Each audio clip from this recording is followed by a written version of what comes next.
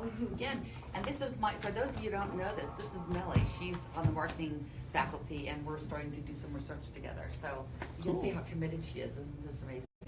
Right Yeah. here. And my husband needs to be my kid, so I'm like, okay, I'll stay. So this is what we're going to do. We're going to try to make it as efficient as possible, particularly since you guys have all had my introductory class.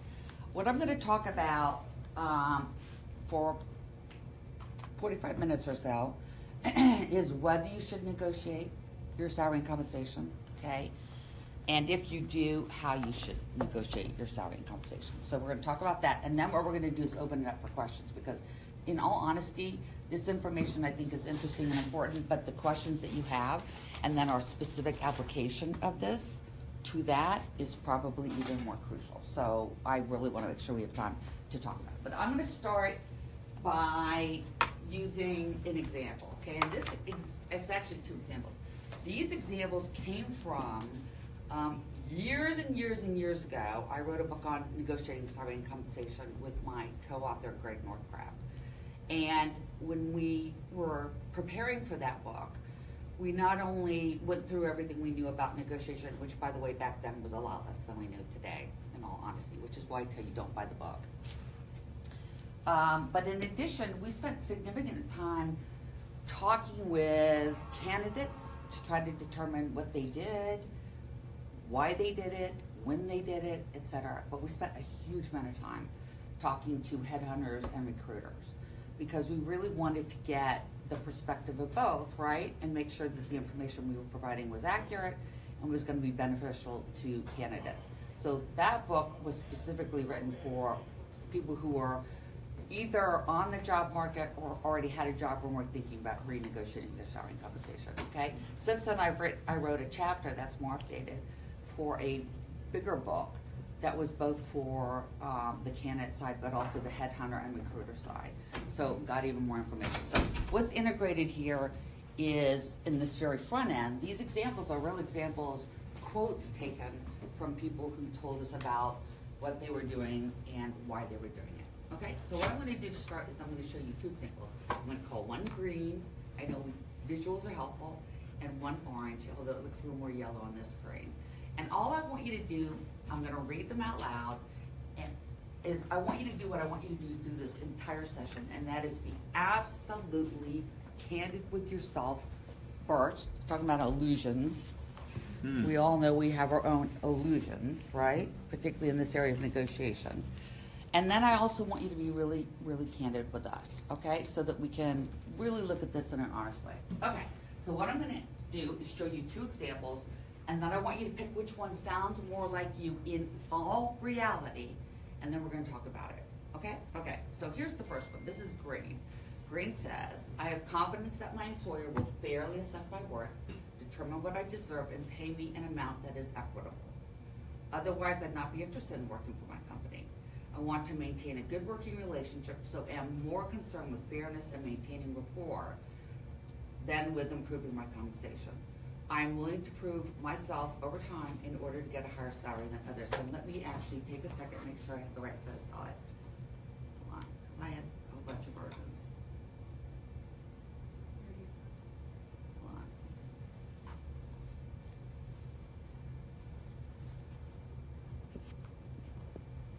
Nope, wrong set. Hold on. I thought it was. Let's see.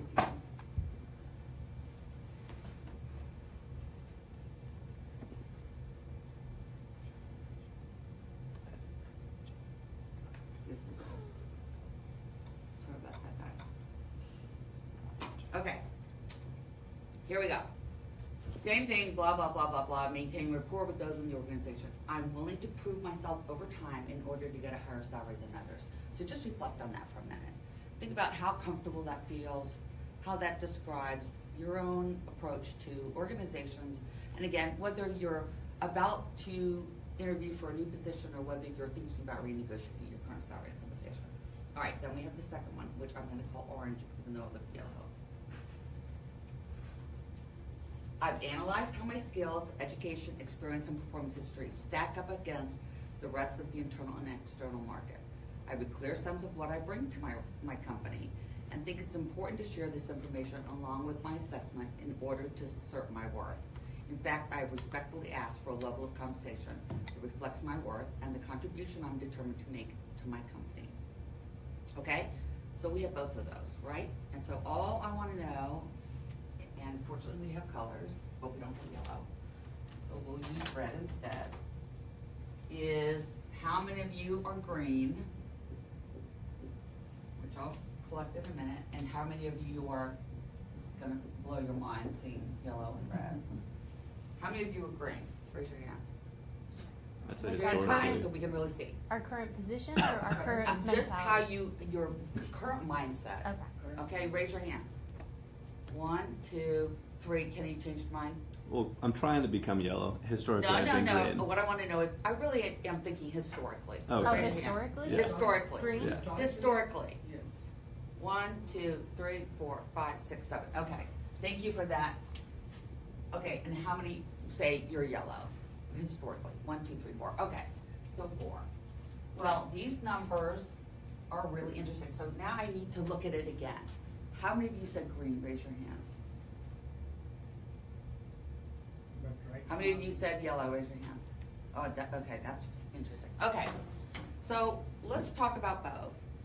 And then we're going to talk about the reasons for both, okay? Typically, those in the first category are unlikely to negotiate their salary and compensation. They are far less likely to renegotiate their salary and compensation, okay? Those who are orange or yellow, or whatever color we want to call it, are more likely to negotiate and also more likely to renegotiate salary and compensation. So we're going to look at the differences and the implications of this. Hey, good to see you. Okay, so now I'm going to go back to even more reality. How many of you negotiated your first job offer? Successfully or unsuccessfully? Attempted. I'm going to give you credit for attempt. Okay, I'd say a little more than 50%. That's good. Okay. Why? And what's not consistent is which you picked and whether you negotiated. So some of you negotiated your first job offer, but put yourself in the yellow category. What is it that got you to negotiate, even if you're in the yellow category? Great. You For- mean green. yeah. Sorry, yeah, green category. See, this not having the right colors is going to really screw my mind. Yeah. For me, it was the industry. Like, we're not, I tried, but it was just flat, like, this is going to be the rate. And where I'd come Okay. from, like, I had been more in the orange or yellow, like, going back every few months or taking on a new project and being like, no, now my skills are worth X. But here, I'm not able to do any, or I feel very confined and not able to do To any of that. negotiate. So, do you, one of the interesting things, because we're going to look at how our experiences in history have perpetuated certain behaviors. Do you think that this more recent experience will impact what you do going forward? It will if they look at my current salary to Okay. base off of what. Yeah, we're going to talk about that specifically. Don't let me forget to talk about what data to give, what data not to give, how to deal with certain data. Remind me to talk about that because it's really important. Okay, so this is what we're going to look at now. What we're going to look at, because what I'm here to try to do today, and I'm just going to, I'm a straight shooter, we all know that. I'm going to tell you my bias, and it's a really strong bias. And that is, even if they won't, you should attempt to negotiate. Even if they won't, you should attempt to negotiate. And we'll talk about why, and I'll explain why as we go, okay? But what I want you to see first is, what we know from real data is the impact on men and women of negotiating or not negotiating certain compensation. Okay, so let's say, and some of you are younger than this and some of you are older than this, right? And we're not gonna ask for a side of hands for this one, okay? Except we know I'm older than 30, all right, so I can volunteer that. But let's give the example of, and this is data that's been collected. At the age of 30, 2 equally qualified candidates get a job offer, and the job offer is $80K. Now, again, for some of you, that's gonna be, for most of you in this room, that's low. So this is a very conservative example, okay? So both are offered $80K to start, all right? Dan accepts the $80K without attempting to negotiate. Julie negotiates for a very trivial salary increase, less than 1%. So she gets 80,760. A very, very small difference. And you're going to see in a few minutes, this is a crazy conservative estimation. Okay? Now, given that simple one-time choice to negotiate or not to negotiate, and that 1% difference, okay, let's say both get exactly the same raise every year, 5%. How much longer do you think Dan's going to have to work than Julie to, in their lifetime, okay, make the same amount of money? 5 How much? 5 what? 5 more years. 5 more years? Anybody else? Just venture a guess. You say 3. 3 years. Okay. 10. I'm going to say by the year 65, and you're very close, 9 years longer. One time decision to negotiate and get, by the way, which is a crazy small amount, 1% difference, means that guess what? Dan has to work 9 years longer than Julie. Yeah. Now let's look at the implications. Most people think, particularly remember we talked about those in the green category, and the majority of you were in the green category, and it's really normative to have those perspectives. And you should, about internal and external equity, about a recognition of accountability and responsibility, and the fact that you are accountable and responsible, and that you will prove yourself in the position, right? So those are normative feelings, and it's why you guys all feel the way you do. But let's stop and think about it. What are the first things once a company is even thinking about hiring you? What are some of the things they ask you for? Resume. Your resume, including what else? It's not even on your resume. Job history. Yeah, they always. Salary history. Okay? One of the first things that they ask you for, and sometimes it's on the internet today, before you even get the first interview, right? Mm-hmm. They ask you for your salary history. Why are they asking you for your salary history? So they can use it for their advantage when they want to. Correct. So how are they going to use it? If it's lower than what the job is, they'll try and offer you lower, and if it's not, then they'll have to offer, market, I guess. Okay. So one of the things they do is they're using it for information, right? They're trying to determine whether they can afford you, how much they're going to pay, and most companies have a very standard equation of deciding how much more than your last salary that they should offer you, okay, if they're going to offer you more. And for some of you have industry switched, you've switched down, not up, which makes your life even more complicated, okay? But it's a lot more than that. In my class, you've learned a lot about, or you started to learn about, the advanced class really focuses on it, the psychology. Get out! No, come on in. The psychology of information in negotiation and the heuristics we use, right? And how we use that information. So let me ask you something.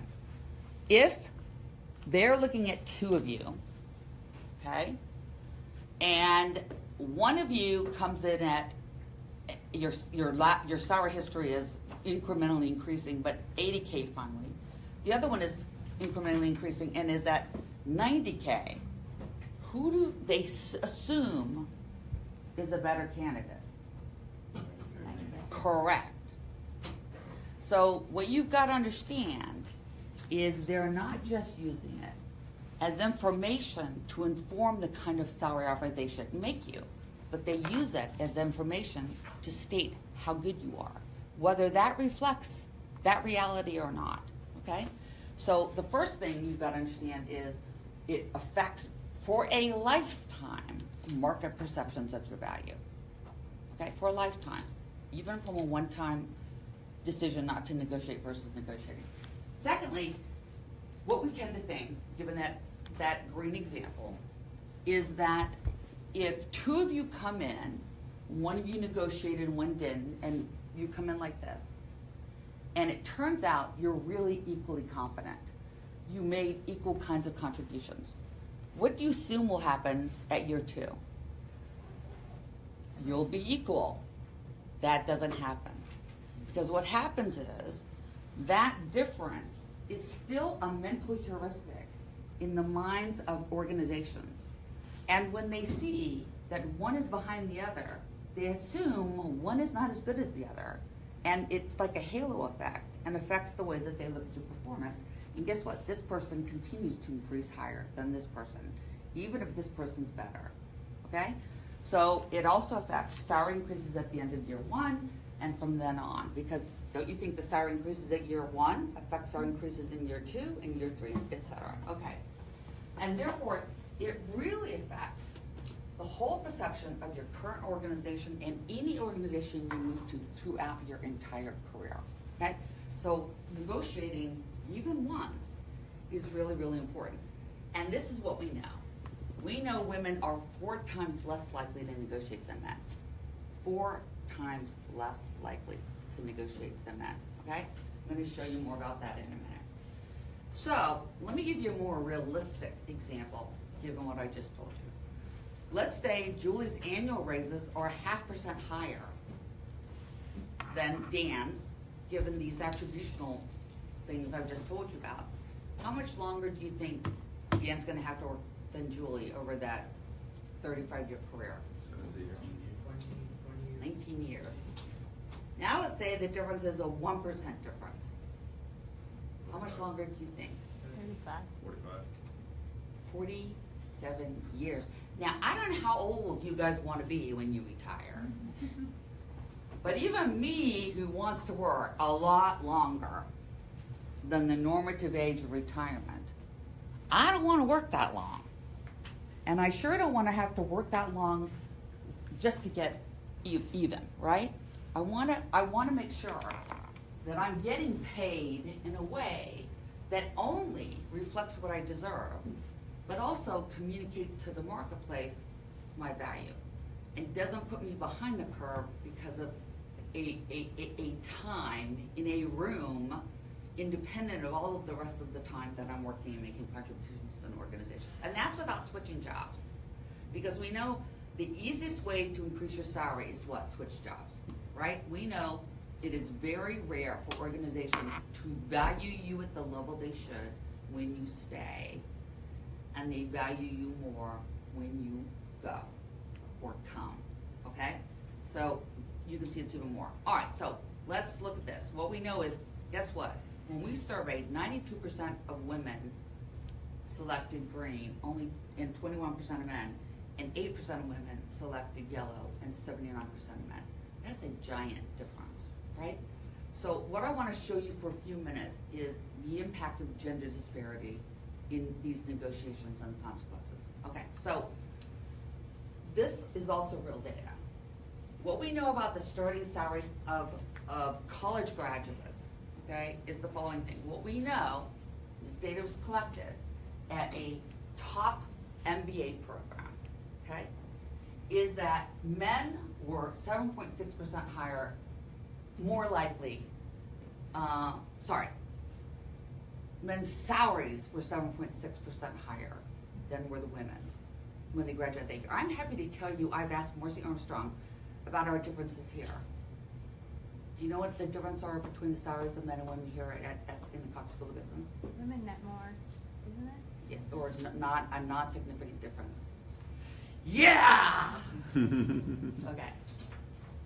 However, that's not normative, okay? Normatively, men from college graduates are 7.6% higher, okay? In this data that was collected, and I'll just tell you it was at Carnegie Mellon, okay?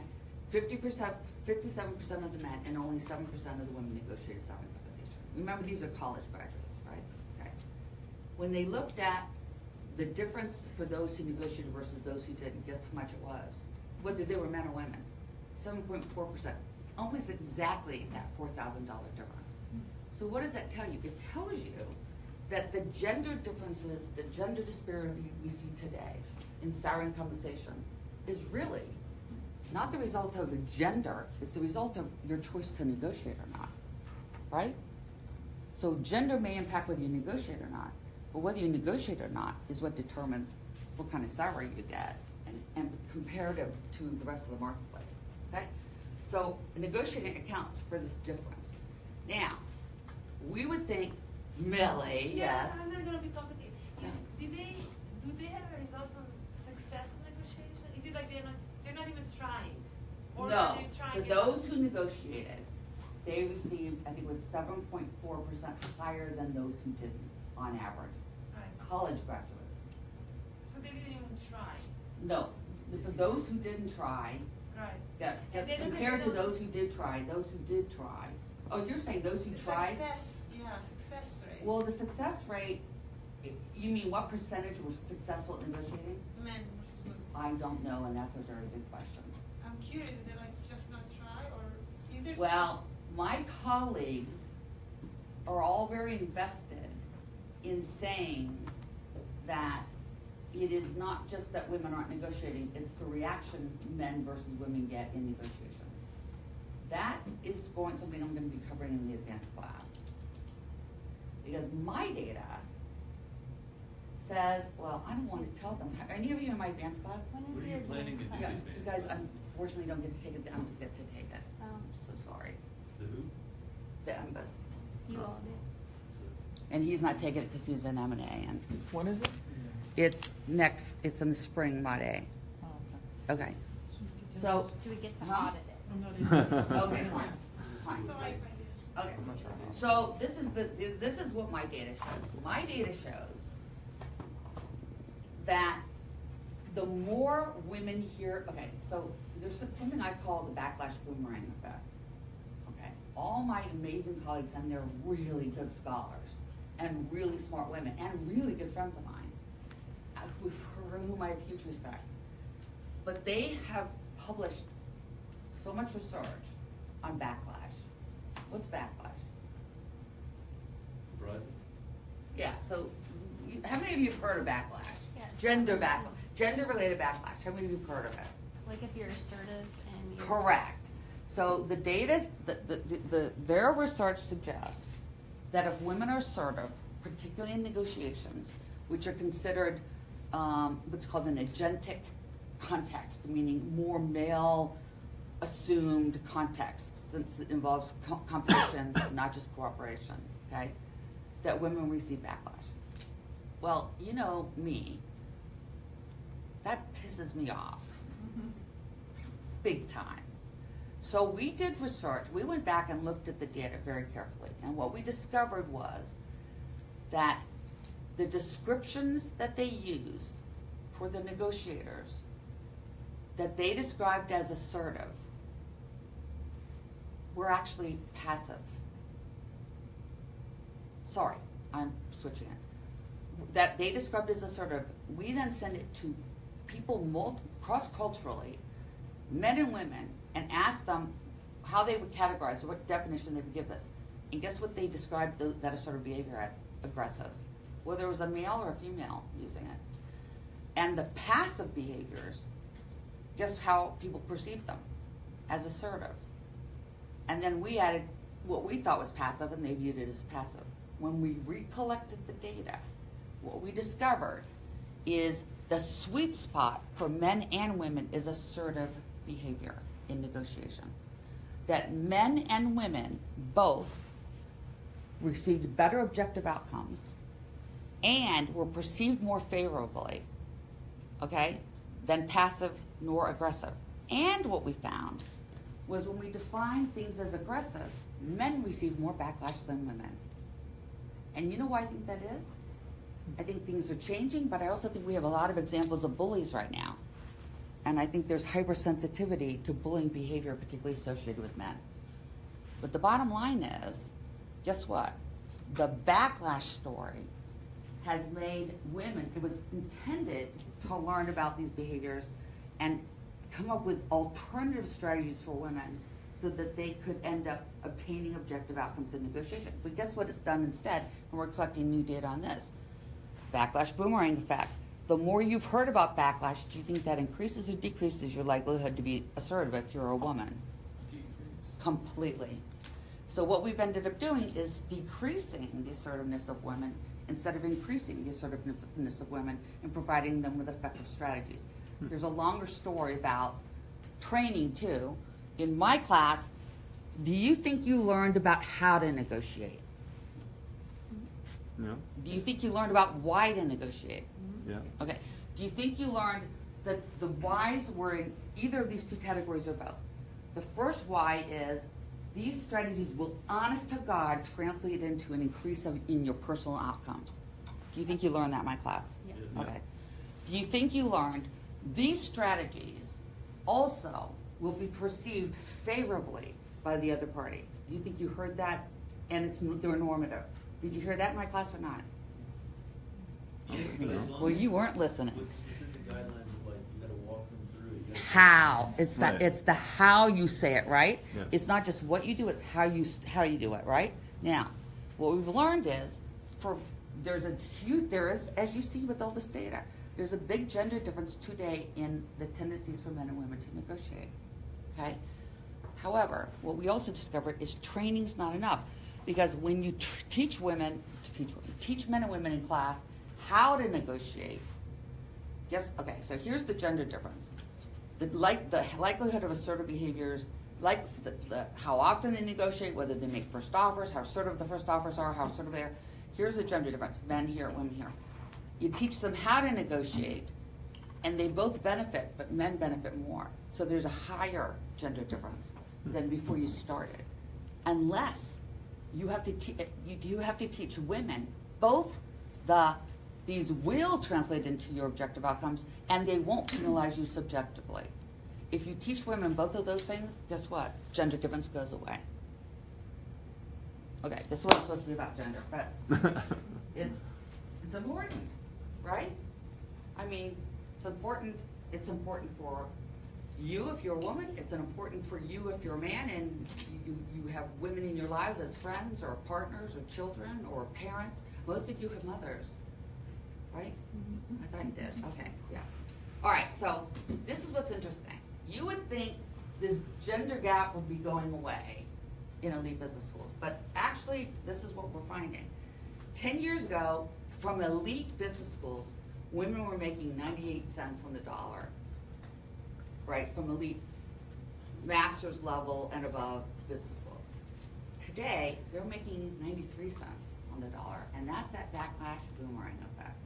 So we're going backwards, not forwards in this area, and so we really need to think about it. Now, what also contributes, once you're there, is women are much more likely than men to do what's called non-promotable tasks. What are non-promotable tasks in organizations? We sure know what they are, don't we, Millie?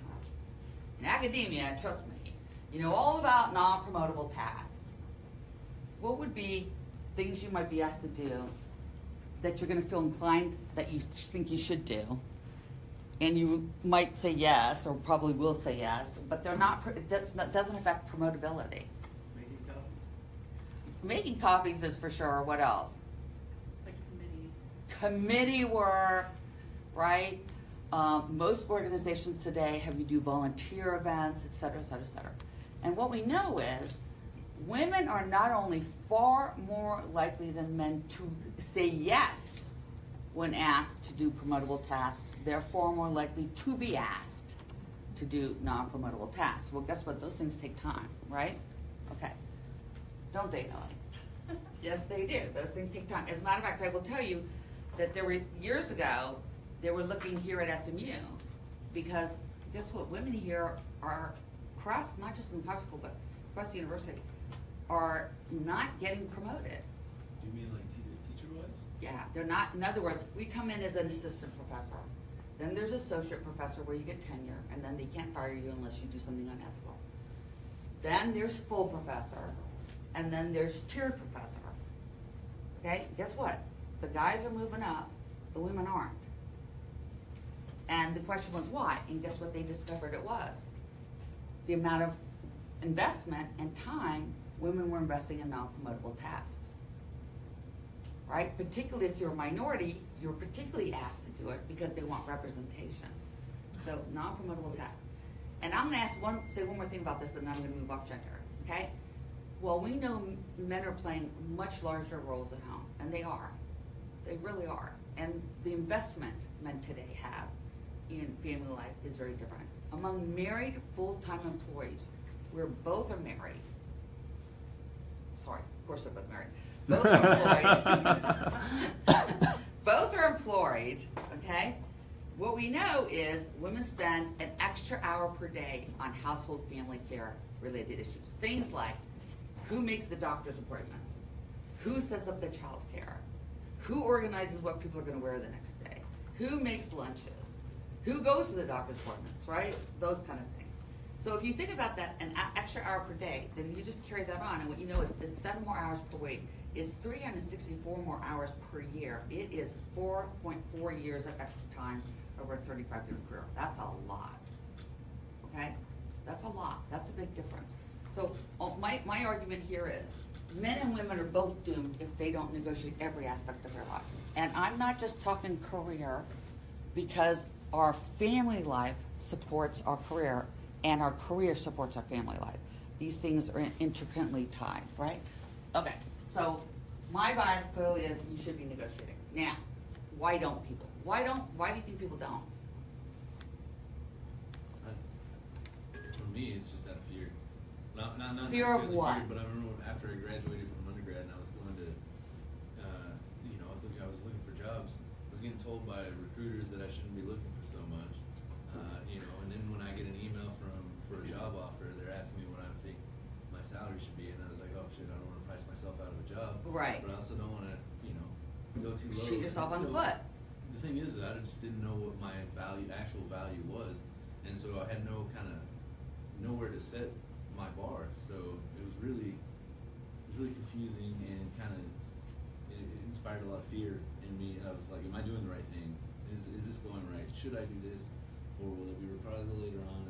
I was just questioning myself. So you mentioned a whole bunch of interesting and important things there. One was fear of doing it poorly, meaning, I think you gave a really good example. If you come in too high with an expectation, maybe you're not going to get the interview, or or if you had the interview, you're not going to get the offer. If you come in too low, guess what? You've already shot yourself in the foot before you can start, right? Because who knows, maybe they would have been willing to pay you more. And then you also said about reprisals, meaning not being liked, right? Mm-hmm. Having there be some penalty, maybe they'll even rescind the offer.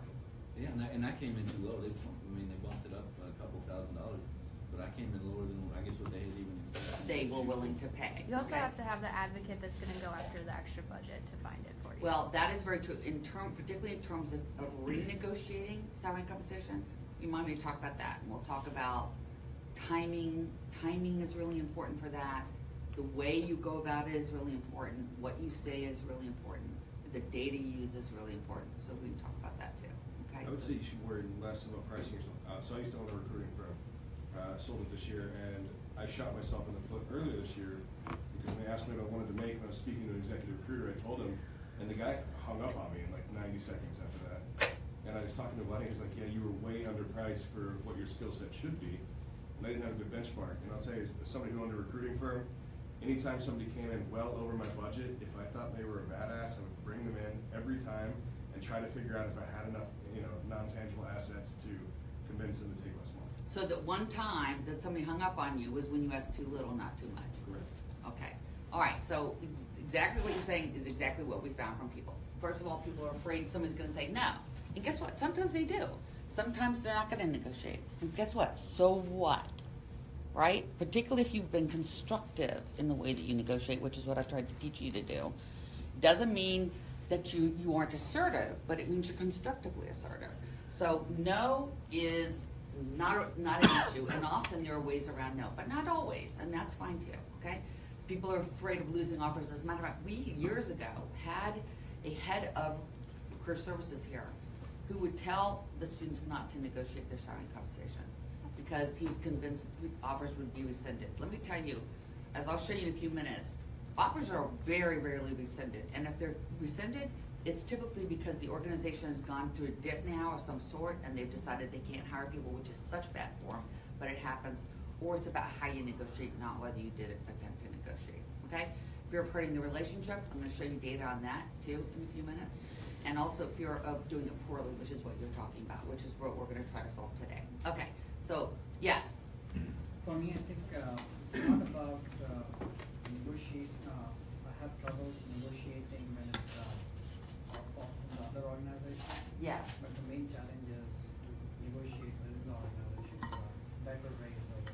It, Because when it comes to the organization, I'm kind of a badass. I know, I've met you. We've had some of these conversations. Yes. Yes. But within the organization, then I think you're kind of a fundraiser.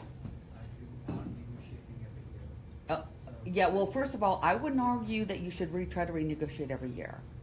That's part of the trick, okay? Because one of the things you have to think about is, I mean, and I've talked to you guys about precedents.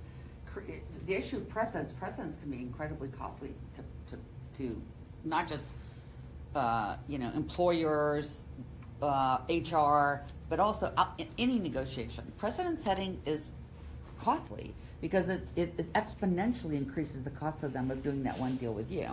So two things are true about that. One is they're concerned that other people now will hear about it and will all come in and try to negotiate. But secondly, if you negotiate every year, you're telling them that they're rewarding that behavior and they're going to stop rewarding it. So instead, when I attempt to do something like renegotiate a salary and compensation, I tell them, which we'll talk more about in a few minutes too, like exactly what I'm looking for, exactly why I'm looking for it, and that I won't be coming back to the well for a significant period of time, if ever. And that can also, believe it or not, give me a higher leg up about why I have to have this amount. All right, you got to pick your battles. And I'm saying that's true in all aspects of life.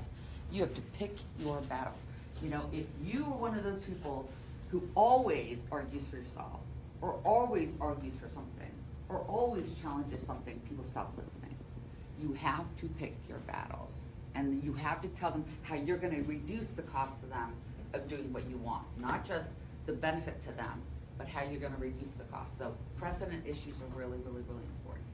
Okay, so why do you have to do this? Well, first of all, only 1% of recruiters we talked to said they ever rescinded an offer. And those who did typically did it either, like I said, because something happened with the organization and it was beyond their control, or it was typically because people made false claims. They lied, as it turned out, about an alternative offer, and they called the other company and found out it was a lie. They lied about something in their resume, okay, or they nitpicked. They did bait and switch. They said they'd accept the offer if they were given a certain amount, and then when the offer was made, they said, well, I've kind of changed my mind. I also need.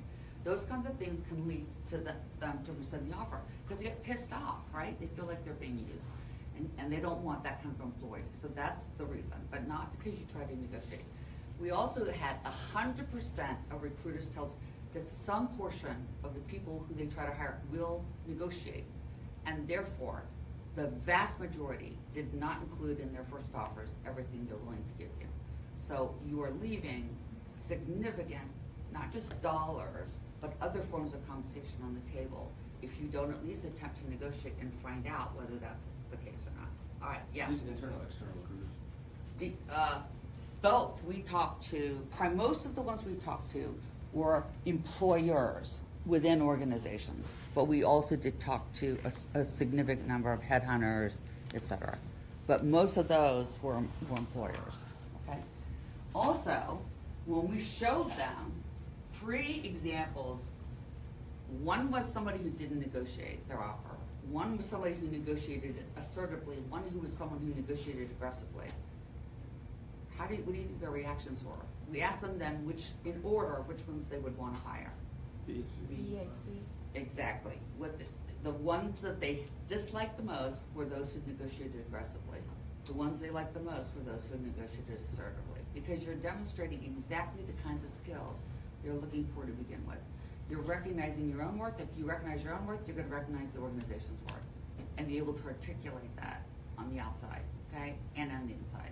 If you have the skills to negotiate, guess what? That is applicable to as we've talked in my classes, every single aspect of what you do in an organization involves negotiation, and it means you're going to be able to do that more constructively, more effectively, okay?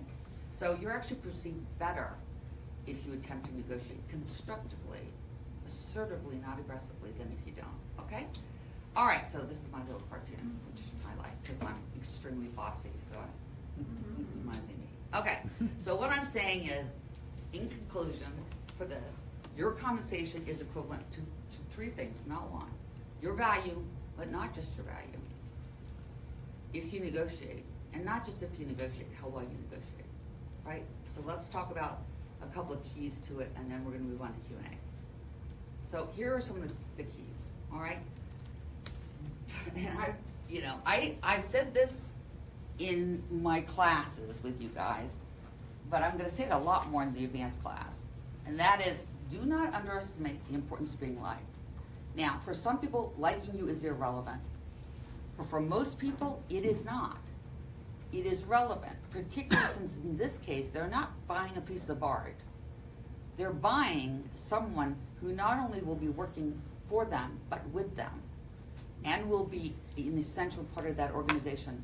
And let me tell you from personal experience, one bad apple in a department can change the entire experience for everyone, right? You know, we call it your asshole quotient. And they're looking for not just productive members of the organization, they're looking for constructive members of the organization. So being liked is important, and it spreads because people talk. So it's really important to think about this and think about it's not just a company sitting across the table from you, it's an individual, it's a person. It's people who are sitting across the table from you, and how are you going to talk to them in terms of that? Okay, secondly, what you were talking about is so crucial. Know what you want and deserve. I tell every organization I work with, who has me in to talk about this topic, I tell my students, you cannot wait till you get an offer to know what you should be paid and how you should be compensated and who your comparison to others are. You should know that before the first online form you fill out, before the first interview you have, because you never know when they're going to ask you for your salary expectations. You mentioned in the negotiation class you want to make your first offer, generally speaking, right? There are always some exceptions, but if you're early in the process and they say, oh, what are your salary expectations? Yes. Is there a difference in how you handle it? Do you dodge it until the end, Okay. even knowing what you want at the end, or what? Let me tell you, like I've told you before in my classes, I was wrong about what I said years ago. Anybody you would talk to like me, any of my colleagues who have been interviewed on this topic, including me, and this is a topic probably I've been interviewed on more than anything else, would tell you, and I used to tell you, put off the answer. I used to say, when they asked you for your salary expectations, say to them, I understand what an important issue that is. I understand that it may be a definitive issue for you, but I'd really like us to try to both mutually to determine whether or not this is a good fit first, and whether I'm going to bring enough value for you to be interested in making me an offer. But I promise you, I will be open about that issue. I now, based on my research, I've decided I'm wrong about it. What I say now, and have said to Money Magazine and others, is, first of all, it is non-normative for you to be the first one to bring up the topic of salary and compensation. So I would not bring it up first, because it's not normative, and they might make an attribution that that's the only concern you have. It's more important to you than this position, or the people you work with, or the upward mobility, or what you can bring to the organization, et cetera. So I wouldn't be the first to bring it up. However, when asked, I would not put off the answer. Instead, I would say to them, certainly issues like this opportunity, issues like fit with the organization, issues like potential upward mobility, issues like the value I think I'm going to bring, will impact where we end up. But I'm happy to tell you that I've done my homework. And having done my homework, I know that positions like this, with these kinds of job descriptions, not just titles, currently the mean salary is, and I'll tell you where I think I am around the mean and why. You see what I'm saying? Yeah. Because you've learned, remember how much we've learned about the impact of the first anchor? Mhm. Okay. Yes. Oftentimes you don't get to be in person to tell people that. And then they require you in that initial online application to put that salary or range. Correct. Even on, right, online. Mhm. So I would try to put more than a number. I would try, if possible, to put an addendum, if you, okay, or at least take up every bit of space, even if I've used tiny typing, and just say, my hope is for a salary of. So I would still put what my salary expectation is, which is why you have to know what you should be asking for. And I am happy to provide you guys with all these sites, okay? There's all kinds of data, which we can talk about in more detail in a minute. There's all kinds of data, but you should be very, that's why before you do anything, before you sign anything, fill out anything, and meet with anybody, you should have some notion about what the range is for job titles like that, and also location, okay? And you should come up in your own head with an idea of an explanation of based on the amount of experience you've had, based on past performance you've had, based on past salary that you've had, et cetera, although that one's the worst one, which we'll talk about too. I would be coming with a number. Because in all reality, this is the case. If you come in low, which the normative thing for candidates is not to want to be thrown out of the pool, right? So do you think you tend to come in high or low? Well, Low. Why do you think they ask you so early? Why do you think they do? Anchor you to it. Because it works. Because you shoot yourself in the foot before you even started when you do that. And then you can't come in and say, well, I changed my mind. Or, I wasn't informed then, but I am now. Right? No. So, that's why you have to have information.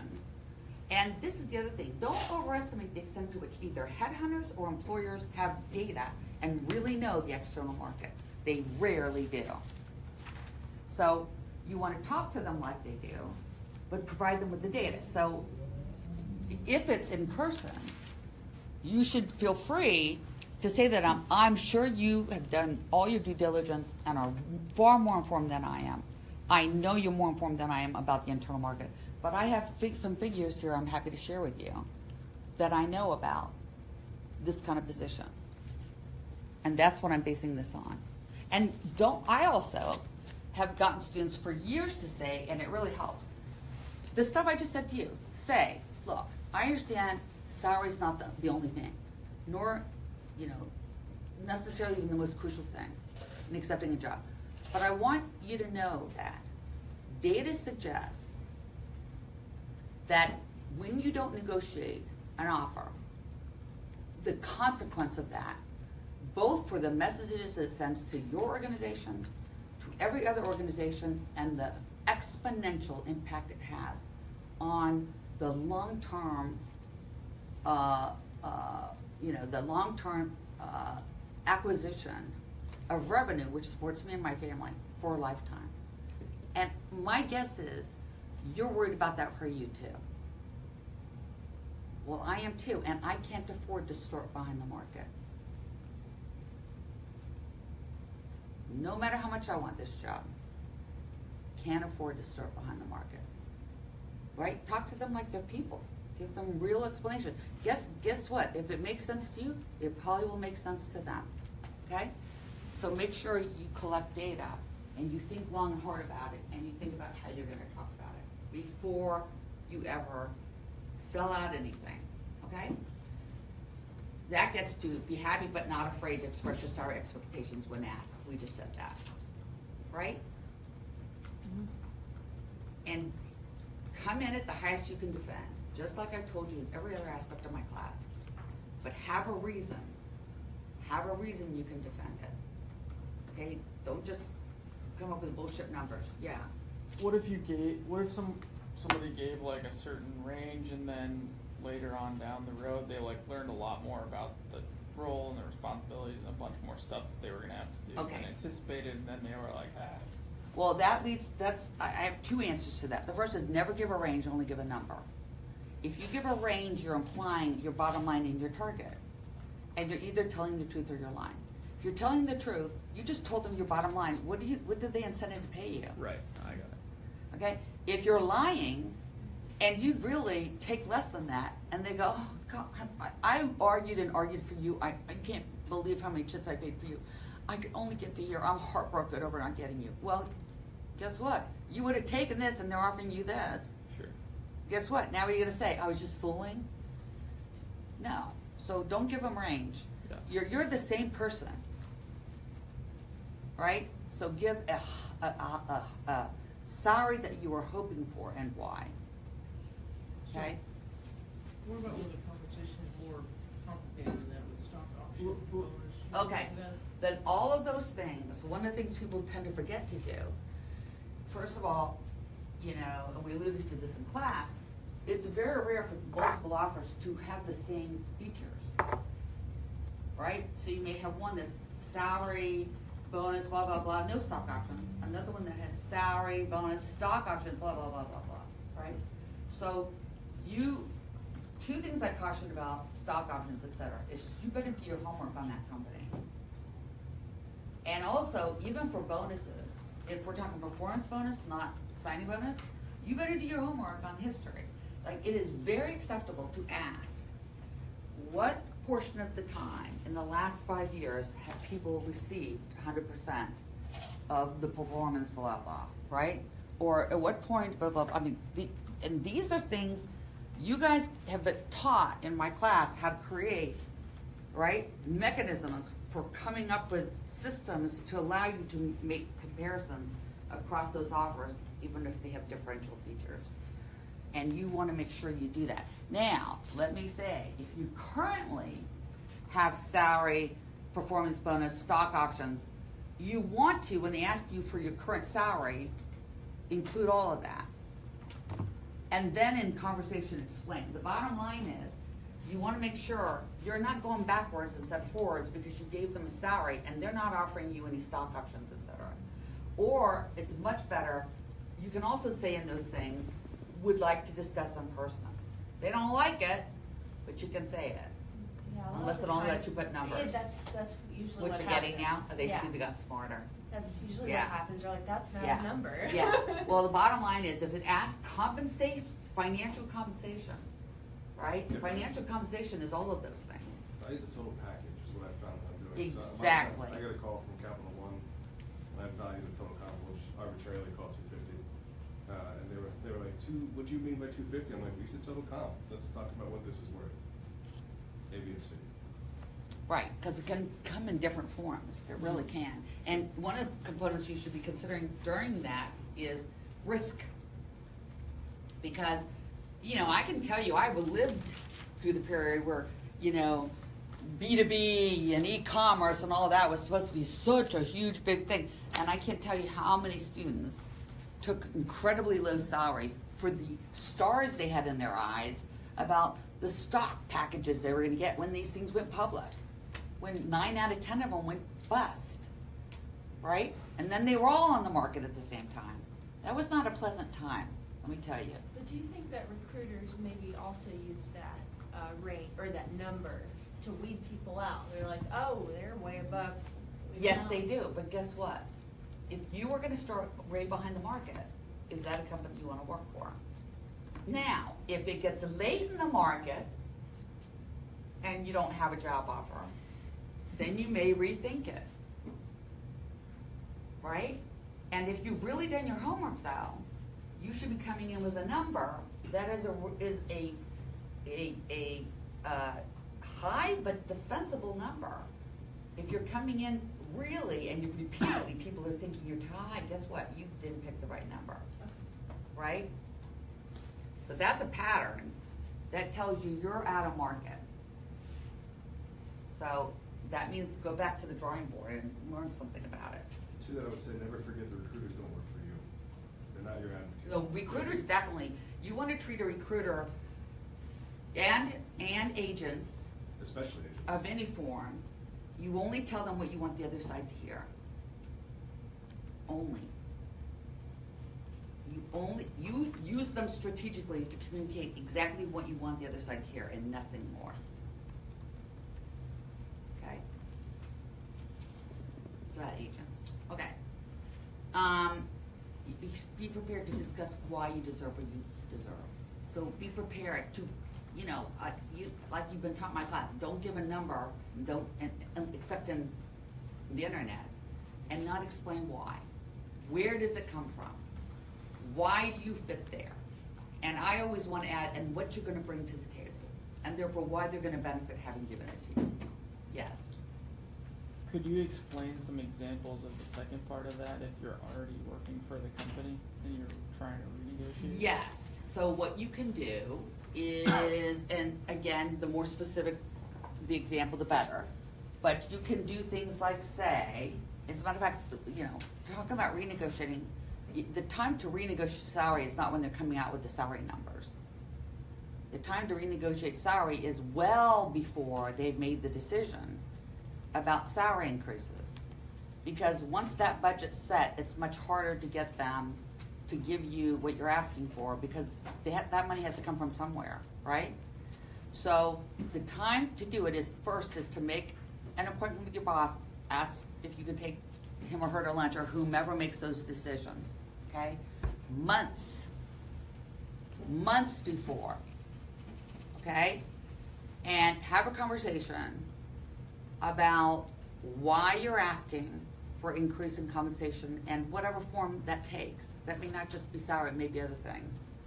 Why you're asking, where you got the information, what the comparisons are, and that you'd like to have a conversation about things that you will be willing and prepared to do in addition to what you're currently doing to make sure that they get a return on that investment. Even if, guess what, you already deserve it. I always talk about what's coming, why they're going to be better off. So you want to have all that rehearsed. And, you don't want to just ask, after you tell them you want a salary increase, what's their assessment of you? Like I taught you in my class. Yeah. What are you incenting them to say? What if you have 3 to 5 companies constantly chasing you? You want to make sure you share that information. I'll tell you, we've had all kinds of different deans here. We've had deans who, first of all, you need to know how that person or that company reacts to BATNA information. Okay? Many of them will increase their perception of your value because they never are good at believing their own assessment. So they need external data and other people seeking you to increase their sense of you being a scarce, right, and highly valuable commodity. So most will respond favorably. Some will say, well, best of luck to you. Sorry to lose you. Because they don't like it when you have alternative offers, okay? I've worked with both kind of deans. And the first dean, when I wanted to ask for a higher salary years ago, I knew the dean we currently had didn't like alternative offers and would shake your hand and say, see ya. It wasn't Al Niemeyer, it was before Al Niemeyer. Okay. So anyway, so this is how I handled it. I went and told him that I'd had a call, and it was from Harvard, and I had turned down the offer, the interview offer, and that I was choosing to stay, and the reasons I was choosing to stay, but I knew he was very interested in taking care of me and making sure that I stayed up with market and was compensated in a way that reflected my value, and I was confident he would do so. I got a huge increase. So I used having it without the threat of what that meant. Do you see what I mean? Mm-hmm. So you want to think about how you share, because you learn in my class, there's nothing as powerful as having an alternative, but the use of it can be tricky. So you want to think about how you're presenting that information. I think that was next. Oh no, anyway, it's coming up. The point is, you want to share that information, but you got to think about how you're going to share that. Now, let me tell you about this. It is common for Cox School students to be up against and be made offers when they've looked at Harvard and Stanford and Wharton, etc. And then when they ask what motivated the salary offer, they're told, this is really common, that they use a formula and that contingent on what school you went to, that impacts, that's a portion of the formula. And that because of that, the folks from Harvard are going to be paid more than you are, but folks from such and such will be paid less than you. Well, there's a really easy way to handle that, okay? And people have used it really successfully, given my advice for years, and that is this. What you tell them is, you recognize the fact that they interviewed and had people attracted from all the schools shows, just as you know, how desirable this organization is and why you're so excited to have the opportunity to come and work for them. However, particularly if you've had an internship with them, okay, for those of you who had internships and then are getting offers, that they made the decision to hire you instead of some of the others they interviewed at those other schools.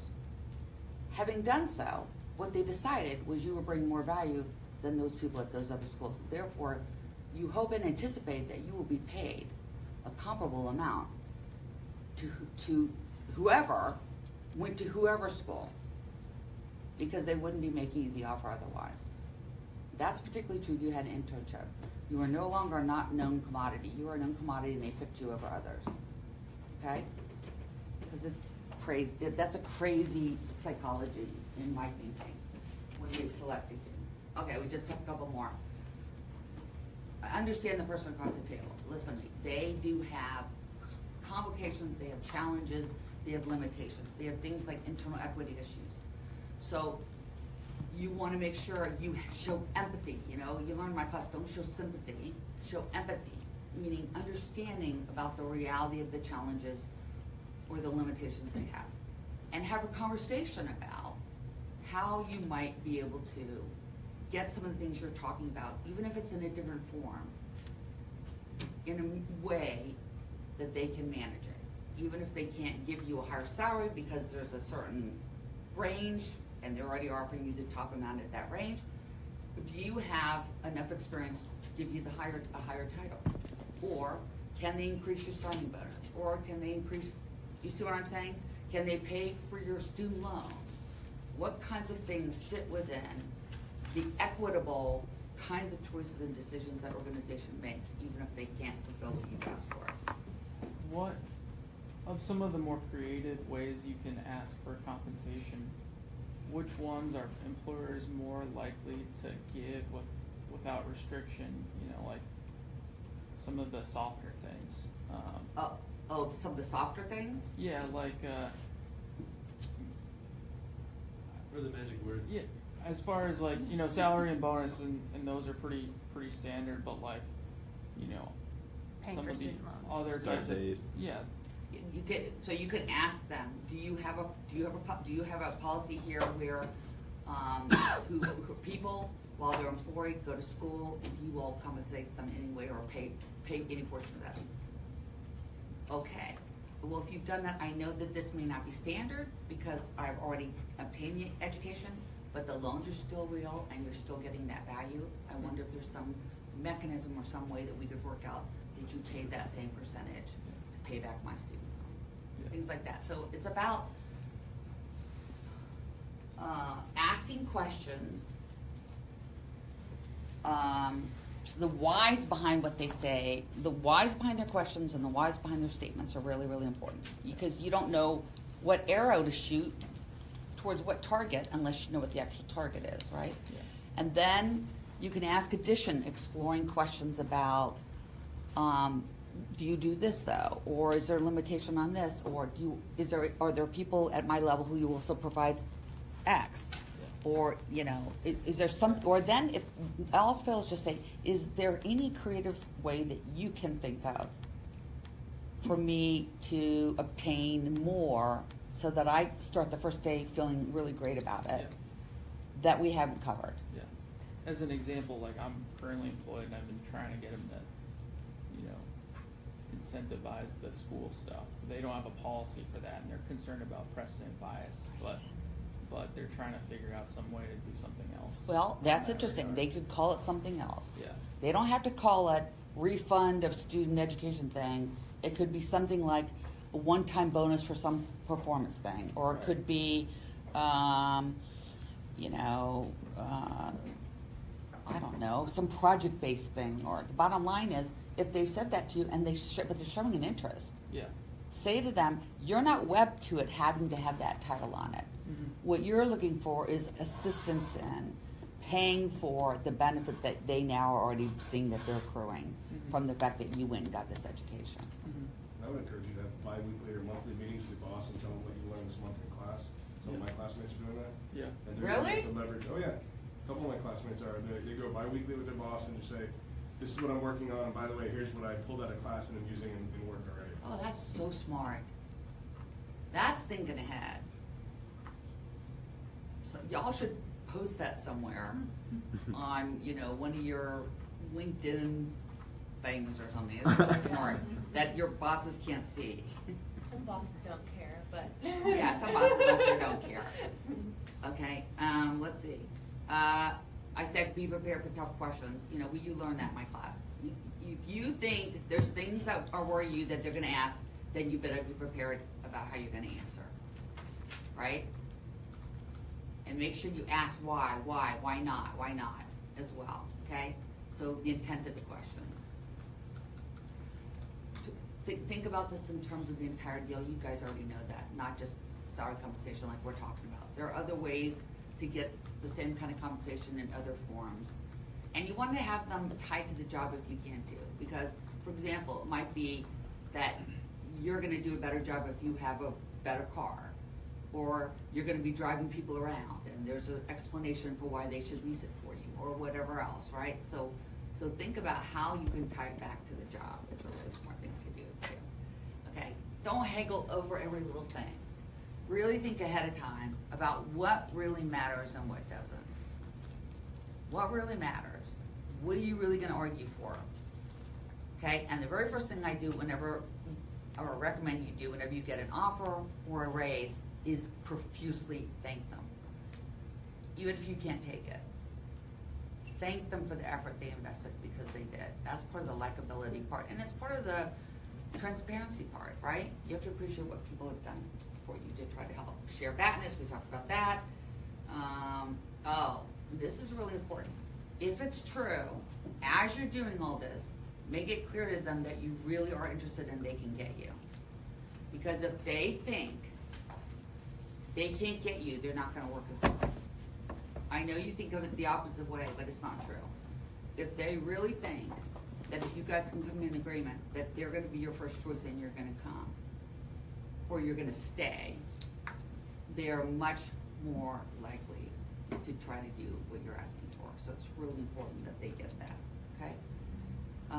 For those of you who are on the market, you wanna try to manage your interviews if you can, because people use exploding offers a lot now.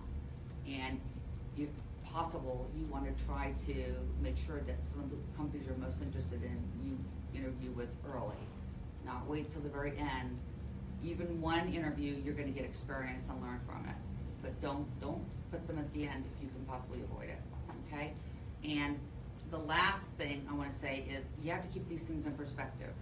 As you've said, because you're talking about renegotiating, that's the start of the job and the start of your obtaining compensation. It's not the end, right? It's often common for companies to be willing, for example, if they can't give you the salary you want when you come in, to be willing to do a review early, like 6 months in. So there are all kinds of things you can do down the road. It's just easier the first time than it is later, but it doesn't mean that it's over. So you can talk about, going back to the table later on, and times for doing so and mechanisms for doing so. Okay, that's really it. I think the rest is done. This is all I really want to say to you is this, and then we'll answer questions. There's so much in the press right now about trying to manage companies and having them do things like offer everybody the same amount, or not be allowed to ask you for your salary history, et cetera, et cetera, et cetera. Let me tell you something. It's really hard to change the world. It is hard for us to go in and change the whole way that organizations are used to doing things. But what you can change that will make a huge, profound impact is changing yourself. You can change. You can manage. You can decide what you're gonna do and how you're gonna do it. And in all reality, if we all commit to that, guess what? We will change the world because the organizations will respond accordingly. So I really, really, really encourage you all to negotiate and every once in a while, attempt to renegotiate your starting compensation. Okay, that's it? You said you wanted us to bring up data? Yeah. You want to talk about Which data thing did I say? that? I don't remember. What data Shoot. we should give or What not give. you right should now. or Oh, okay. One of the issues you guys are gonna have is they're gonna wanna predicate your salary, either your next salary after you get your MBA, if you're still working for the same company, or your new salary in your new company after you get your MBA. They're gonna wanna predicate it on your past salary. Your past salary is now irrelevant. The fact that you have an MBA means you're a very different person with very different skills than you had before you had the MBA. And as a consequence, you're in a different market. And you're probably in a different function, you may be in a different industry, you may be in a different part of the country. So what you want to do is explain to them that while you understand they're very concerned about salary history, and you're happy to share it transparently and openly, guess what? What's relevant to you, what you think is more important, is the current salary you deserve and why, and that's substantiated. Thanks for coming, we appreciate it. Sorry, Ron. No, you told me, yeah, see you later. Hope to see you soon. See ya. Okay, so you want to try to make the past more irrelevant than what you're bringing to the table now, and data that corresponds with that. Yeah. I have a question around switching careers. Yeah. So, try and illustrate this as an example. So, I'm in IT, so I understand software somewhat. Say I want to switch to a role where I'm in software sales. Okay. So, there's some aspects of that job that I know well, That's I right. understand technology, I can explain it well, but I wouldn't have the experience really selling. And say I've done the research and I know what the average salary is Yeah. for someone in that role. How do I discount for my lack of experience, or how do I offset that? Okay. Well, first of all, let's talk about I would be extremely candid. I would say, look, I think there are two approaches to hiring people in sales. One is hiring people for what you think is sales acumen, the ability to sell to others. But the most and I get that. And if experience is all you're looking for, I'm probably not the right person for you. However, what I know from working in organizations is you can only sell well if you truly, truly understand the value add and the ability to differentiate the technology from others. Because what you have to be able to communicate, and unless you're a technical person, most salespeople don't really have that acumen. They talk in more general terms. They're not able to talk to the other technology people or the engineers, et cetera, right? What they're able to do is create relationships and wine and dine and find ways of compensating for allowing you to be at the table, et cetera, et cetera. But they're never going to have the level of that acumen that I have. So if you want to do this as a trial basis and see whether I'm able to whatever, I'm willing to do that, and we can talk about an alternative form of compensation. If you want to pair me with somebody who's in sales, perhaps they can teach me more about sales, and I can teach them an awful lot about the technology because I'll research it in depth. And my guess is both of us would be better for it. I mean, there's all kinds of ways you can talk about it. Bottom line is, if they only believe in sales, then you may have a hard time getting. But the truth is, a lot of sales folks come out of undergraduate programs and do just fine in sales. So, sales takes certain skills, but frankly, I've seen a way more poor salespeople than good salespeople because they don't really understand the value add, the differentiation. They can't articulate the value proposition in the way that they should. So I think that's probably the way to talk about it.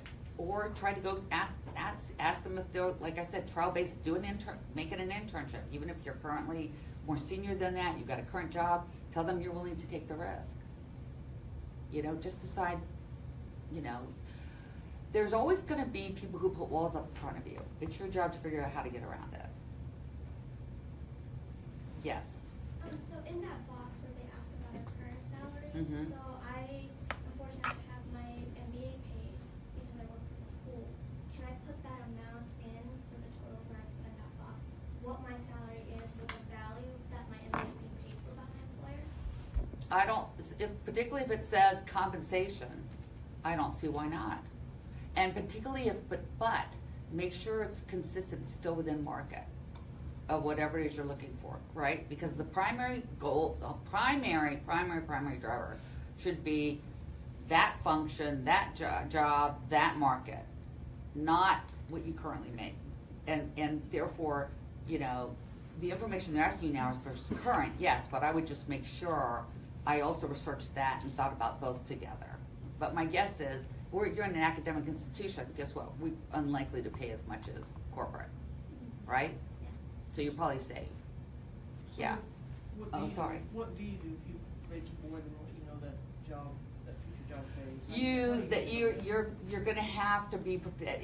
That is a dilemma. Especially because they want it on the internet. Correct. That's a dilemma. You know, you know, there's one thing you can do always: pick up the phone. I mean, you are capable of getting names, titles, phone. You can't believe the data you can get on every single person in this world now. You don't think I research people out the wazoo before I represent a company and negotiate with them? You can't believe the stuff I know about people. Okay? And who they know, and therefore what buttons might be pushed, et cetera, et cetera, et cetera, et cetera. You can find out who's in HR, who are managers or going to be positions about, et cetera, in that company. And I would feel free to pick up the phone and say, I apologize if you're the wrong person to talk to, and I won't take up your time. I want to let you know I've submitted an application. This is the information you're going to see. I'd love to take 2 minutes and explain my understanding that that's probably higher than this position. However, what I know about this position, or whatever, some short thing, right? Or send them a letter or something. Yeah. Whoever. You're Okay. going first. Is there a technique to trying to buy more time to accepting an offer? Say you've got your first offer, you got another. Yeah, okay. There, even if people have an exploding offer. That or there's just a deadline. Yeah, or just you might have another one coming up, Okay. whatever reason you got a deadline. For the first thing you want to do is call them and be candid with them about why you'd like more time. And tell them at what point you would like to give them an answer. So don't just say, can I have more time? You tell them the date by which you promise you'll get back to them and why. Mhm. You also have to tell them that this does not reflect your level of interest. You're very, very interested if you are. And that if at any point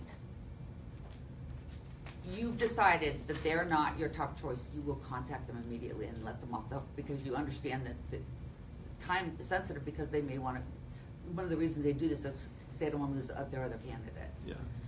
Then if it's because you're waiting on offers from other places, feel free to call those places and say, you already have an offer. Mm. There is a time constraint. Can they let you know, is there any opportunity for them to either tell you the status of your candidacy or a way to speed up a decision on your candidacy? Then if none of those things work, you can do something that a friend of mine came up with called the 4-point gambit. It was based on a Star Trek Enterprise episode where he suggests that you decide in your head what kind of package would make you not have ambivalence. And you call them and tell them that by taking you off the market early, you understand perfectly well that they're reducing their risk, but they're increasing yours because you haven't had the opportunity to look at, consider, or have other offers in hand. Therefore, what you'd like to propose is a package that would get rid of that ambivalence, and you wonder if it would be acceptable. If they say no, then you have to decide what you're going to do. Thanks. Yeah. Yes. My question relates to the kind of renegotiating where I'm at. My role, I was in a very technical role, and then management thought I had talent in sales and wanted me to transition to that side of the business. And so, however, since then, I now have a position in the company from an equity standpoint. And, you know, I like the company. I'm not really interested in leaving, but I know for sure that my market value is higher. I'm not outwardly looking for opportunities, but many companies have contacted me about leaving regularly, and eventually I'm going to switch to commission anyways, where it's not going to matter and I'll equalize in the long run. But in this interim time, I know that there's... So then maybe just go ask them if you're selling enough to have the commission already be enough to compensate you. Is it? It's close, but then my cash flow would be also... It's close, yeah. I mean, I'm selling more than pretty much everyone in the office. Oh, in that case, I think you should feel free. I would go in, and how well do you get along with whoever you'd be talking to? Just go in and be really candid. Say, I have a dilemma, and I'd love you to help me with it. This is my dilemma. It's my belief that soon the commissions that I'm going to get from sales are going to take care of this issue, and maybe not be an issue. But currently it's an issue.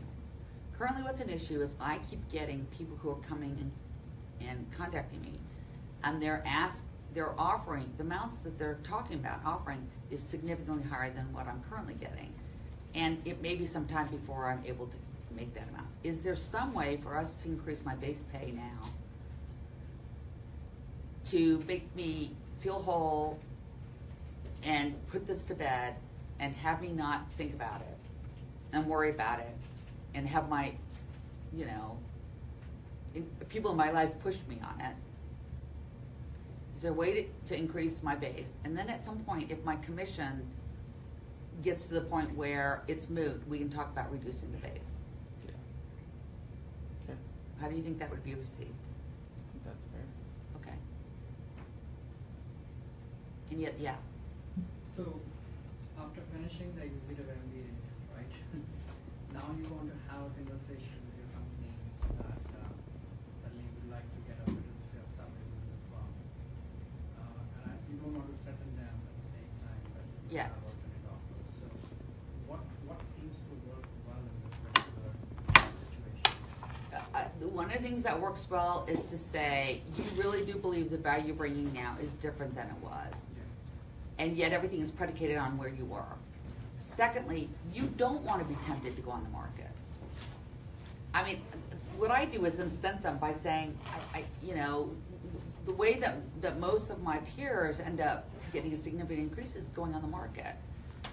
And I don't want to do that if you are invested enough in me to agree that I'm also bringing additional value. I'd like to stay. Can we work together to figure a way to make that happen? Does that? That honest conversation do you like? I would be that honest. Again, contingent on the kind of relationship you have with the Yeah. My boss is like, but I'm telling you, I have found in my life, the more transparent I am, as long as I'm not sharing information that's detrimental to me or insulting to the other party, the more transparent I am, the more I get what I want. Yeah, because these are typically things they can understand too. So say I've got that, one offer, Yeah. I'm hoping to get another one. While negotiating with this first one, I want them to offer more. Is there a way to use the possibility of the second offer? Did I not talk about phantom fatness in your class? Mm-hmm. Go Okay. cereal. Exactly. Okay. All you have to do is say that you have this other interview. Yeah. It's with a very, good blah, blah, blah, blah, blah, blah. You want to be transparent, and that's why you're sharing it with them. Mm-hmm. And then you have to decide what you're gonna say after that. Are you going to say, so if we can resolve this now, I won't pursue that other? Or are you gonna say, and I'd like some time to pursue it and at least hear what they have to offer, but I want you to know that right now you're my top choice. Mhm. I have found telling someone they're top choice doesn't get rid of my ability to say to them, but I need compensation that is not gonna put me behind the wheel for the rest of my career. Mhm. I can't afford to start behind the line, even if Yeah. I would do anything else to be here. So you can be like, you're my number one, I really want to work for you. I just want you to know this other people, they're interested in me. And I just feel like I have to kind of do myself the proper respect by seeing what they might offer. And also what the opportunity is, because you want to show up, and I even would say stuff like this, I want to show up here the first day, Yeah. knowing I'm not ambivalent. Right? The way Yeah. usually I put it is I look the whole package, not just, and so it has to have economic value, and it has to have. Correct. I mean, I like the company, that's why I'm working with you. Exactly. So that usually flies well. Cool. Yeah, Nice. talk out loud more. You know what I mean? Say the things that are in your head. Are there anything Talk we to shouldn't them say like when they're in a our head? real, tangible, flesh and blood human being. Yeah. I did that and it pissed her off. But it will, I'm sorry, first of all, you cannot control all other people, and some she people are said, psycho. you can't get a raise unless you've been here for 2 years. So what I would say to her is, so let me make sure I understand. What you're telling me is, policy here is, Yeah. there are no raises until 2 years. That's true. What I would say to her, so you're telling me the overall corporate policy, and I will find this consistently, that there's no raises until 2 years. And she says yes, say, okay, then what you're telling me is after 2 years, I'm extremely, it is absolutely acceptable for me to come in and ask for a significant raise so that I'm now comparable with market. And then some to compensate me for that, what I lost in the past. Is that correct? Wow. Yeah. This is your current boss? Yes. And how long have you worked for them? A year. Okay. But I said, like I talked out loud and said, well, I'm getting my MBA and I'm gonna graduate and I'd like to get, be able to pay off my loans and everything and, And she gave you a pat answer. Yeah. Yeah, she doesn't want to give you a raise. So there's a couple possibilities of that. She's a hard ass, and right? Yes, and she she is. likes to be in control, and she likes to make sure she keeps people controlled, and she wants to make sure nobody gets compensated too well, and she's potentially underpaid herself. All right? I don't know. Or she doesn't value at the level that she should. Probably. All of those things should be considered, and you might want to think about going on the market. Well, Okay. couldn't sometimes bonuses be dependent on, like, their bonus be dependent on how much they give out in bonuses? Sometimes. They So don't there give. could be an ulterior motive for. Could be, but, it's sometimes like that. So that's pretty dumb companies, frankly, because in all honesty, you get what you pay for. What have you seen as far as like repercussions of telling your boss you're going on the market? I And you would know my probably boss, right? not tell my boss before I went on the market. Okay. I would probably go on the market and then come to my boss and say, is there any chance of you're wanting to stay? Me? In my current org structure, no. Okay, then that's what you come say. You come say, I was getting my MBA. It is normative to go on the market and consider lots of different opportunities, which is what I did. It's not a statement about working with you. I love working with you, blah, blah, blah, blah, blah. However, there are things in my current position that I have an interest in I definitely have an interest in staying, but there are things that we would need to work out for me to stay.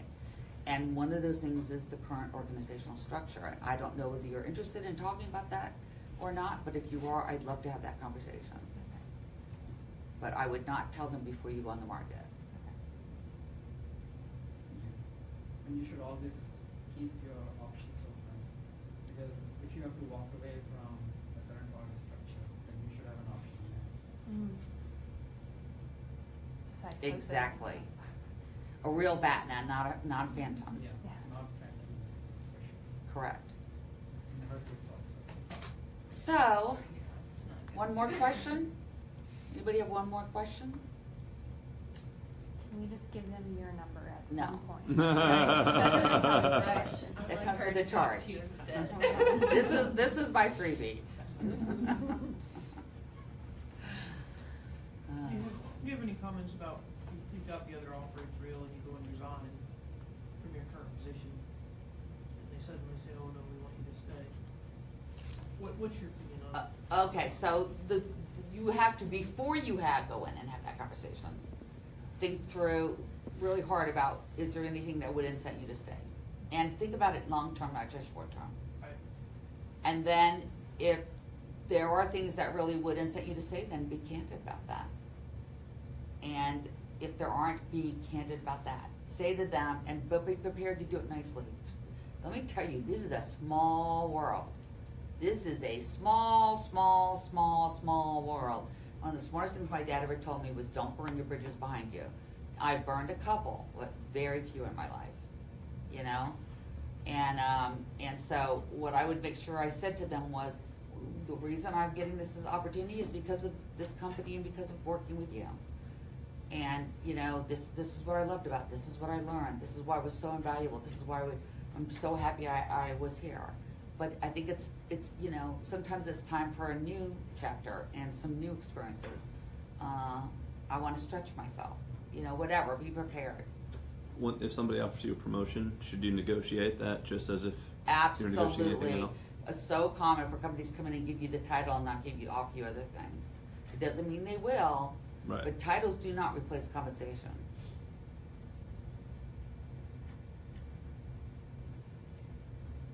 Right? It wouldn't be a different title if it also didn't mean different job responsibilities. Mm-hmm. And therefore it should come with different compensation. It doesn't always though, sometimes they won't. Yeah. Thank you guys. Thank you so much. Thing. Appreciate it. Great Yeah. seeing all of you again.